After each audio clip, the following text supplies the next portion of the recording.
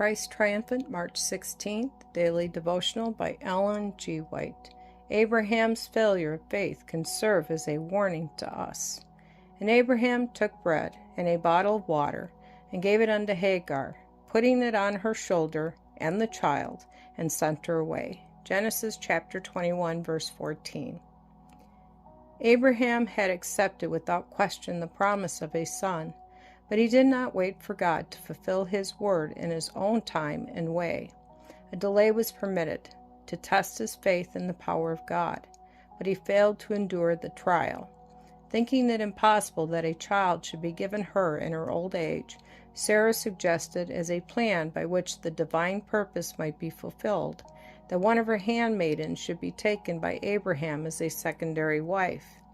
Polygamy had become so widespread that it had ceased to be regarded as a sin, but it was no less a violation of the law of God, and was fatal to the sacredness and peace of the family relation. Though it was at Sarah's earnest entreaty that he had married Hagar, she now reproached him as the one at fault. She desired to banish her rival, but Abraham refused to permit this, for Hagar was to be the mother of his child, as he fondly hoped, the son of promise. When Sarai dealt hardly with her, she fled from her face. Genesis chapter 16, verse 9. She made her way to the desert, and as she rested beside a fountain, lonely and friendless, an angel of the Lord in human form appeared to her. He bade her, "Return to thy mistress, and submit thyself under her hands." As a perpetual reminder of his mercy, she was bidden to call her child Ishmael. God shall hear. Genesis chapter 16, verse 11. When Abraham was nearly 100 years old, the promise of a son was repeated to him, with the assurance that the future heir should be the child of Sarah. But Abraham did not yet understand the promise.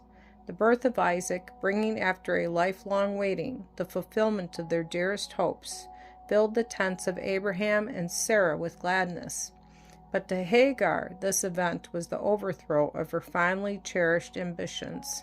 Ishmael, now a youth, had been regarded by all in the encampment as the heir of Abraham's wealth and the inheritor of the blessings promised to his descendants.